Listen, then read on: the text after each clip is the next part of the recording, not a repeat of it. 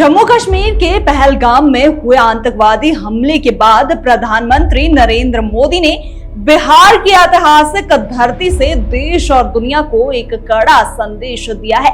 यह संदेश केवल संवेदना का नहीं बल्कि एक स्पष्ट चेतावनी का भी था।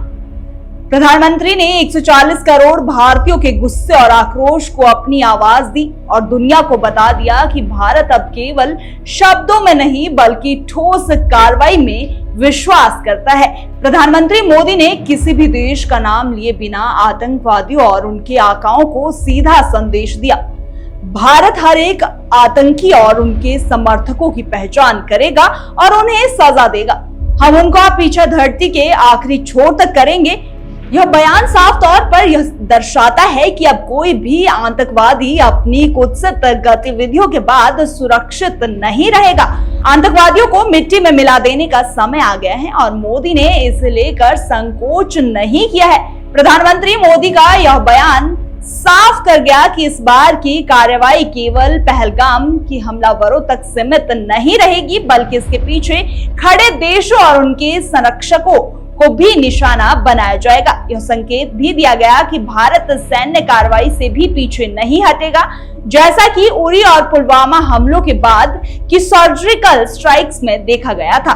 प्रधानमंत्री मोदी ने अपनी सब भर्त्सना के बाद कोई भी संदेह नहीं छोड़ा कि इस बार की कार्रवाई बड़ी और निर्णायक हो सकती है। यह फैसला सिर्फ राजनीतिक स्तर पर नहीं बल्कि सुरक्षा और खुफिया एजेंसियों की गहन जांच के बाद लिया जाएगा।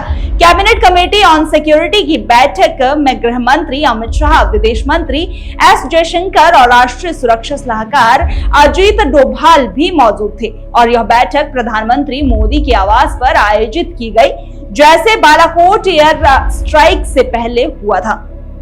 आज दिन में गृह मंत्रालय में रॉ और आईबी के अधिकारियों के साथ एक बड़ी बैठक हुई और शाम को रक्षा मंत्री राजनाथ सिंह ने भी सभी राजनीतिक दलों के नेताओं से मिलकर पहलगाम हमले की जानकारी साझा की। इसके बाद भारत की सैन्य और खुफिया एजेंसियों को आतंकवादियों और उनके नेटवर्क को खत्म करने की पूरी स्वतंत्रता दी जा सकती है, जिससे कि कोई भी सुरक्षा खतरा बना ना रहे।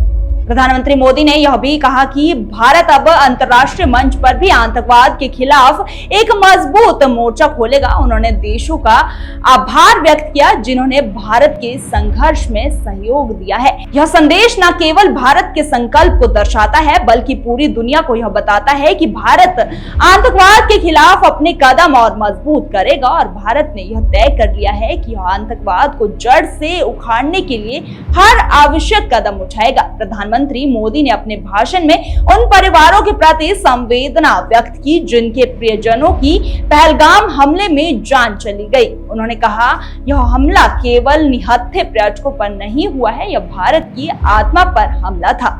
आज हमारे देशवासी दुखी हैं, लेकिन हमारा आक्रोश एक जैसा है। इन आतंकवादियों को जो सजा मिलेगी वह उसकी कल्पना से कहीं अधिक होगी।